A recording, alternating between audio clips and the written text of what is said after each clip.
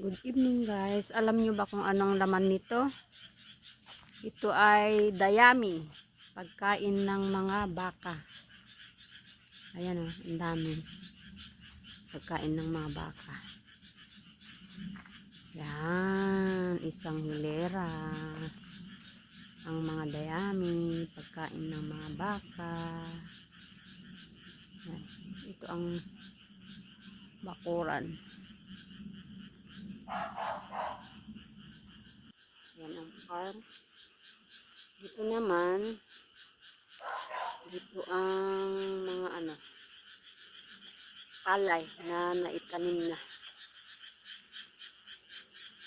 Kabila kasi magdidilim na, hindi na gaano makita.